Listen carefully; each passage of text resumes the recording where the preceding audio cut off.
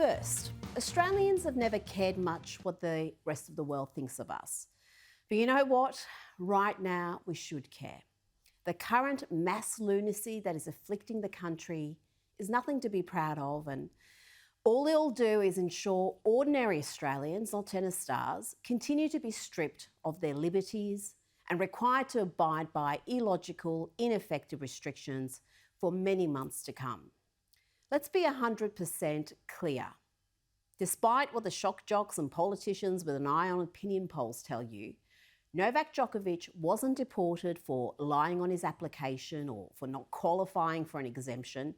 The government admitted that. He was deported like a criminal for purely political purposes. Because according to Immigration Minister Alex Hawke, his presence in the country may lead to an increase in anti-vaccination sentiment and even civil unrest. Djokovic was essentially deported for thought crimes, for allegedly inspiring anti-vaxxer sentiment and possibly becoming an icon of free choice, God forbid. This despite the government acknowledging that Djokovic's recent COVID-19 infection meant he was a negligible risk to those around him. And yet it was a decision the Prime Minister said was made on health and safety grounds, as if Novak's mere presence posed a danger to the Australian public. This mass psychosis or Stockholm syndrome we're afflicted with in this country isn't limited to deporting the world's #1 tennis player. It's evident in the way we are treating each other.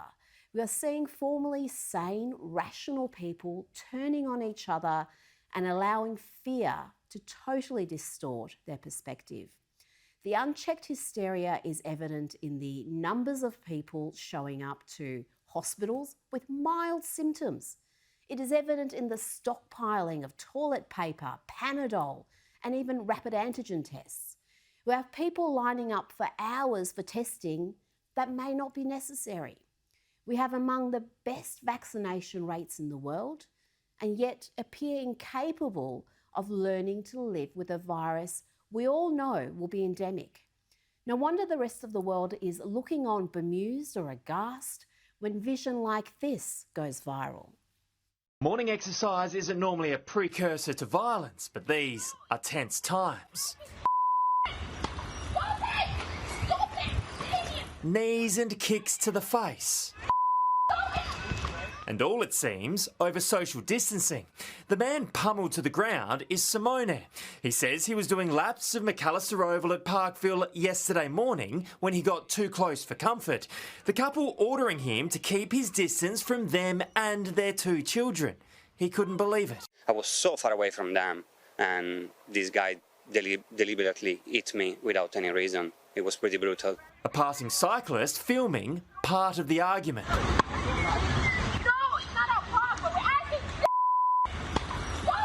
The threat of COVID, the presumed trigger. No wonder people think we've lost the plot. If you're that scared of COVID and of your fellow citizens, then stay home. Don't take your COVID craziness out on the streets. It seems after enduring record lockdowns, curfews, border restrictions, school closures, mask mandates, and a bunch of other illiberal restrictions, many Australians have lost all perspective. And rather than direct their anger at those in power, they'd rather blame a tennis star who fought for his rights.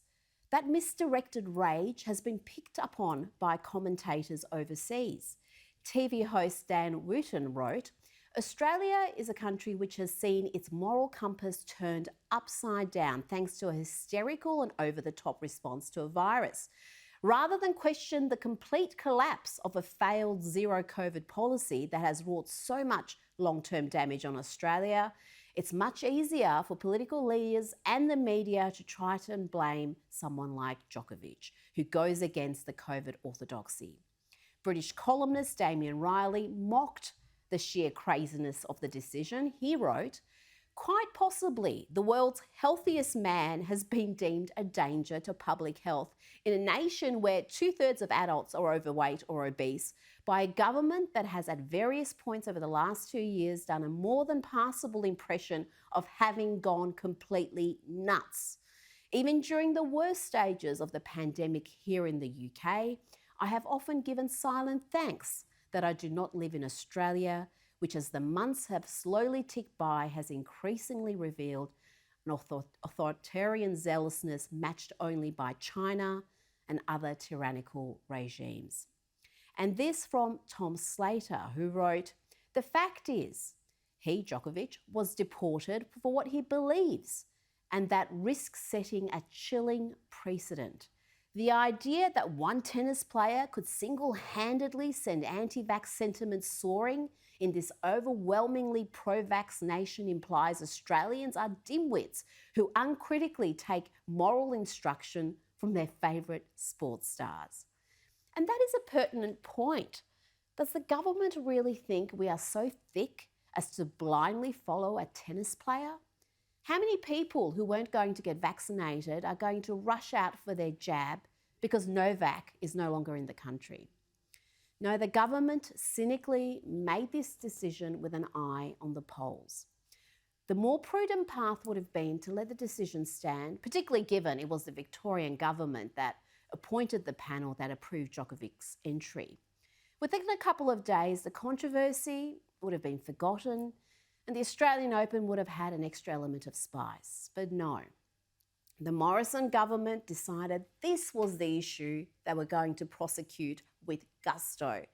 Let's not forget, this feckless lot didn't go into battle for your rights when the states imposed absurd, illogical, and often inhumane restrictions keeping loved ones separated.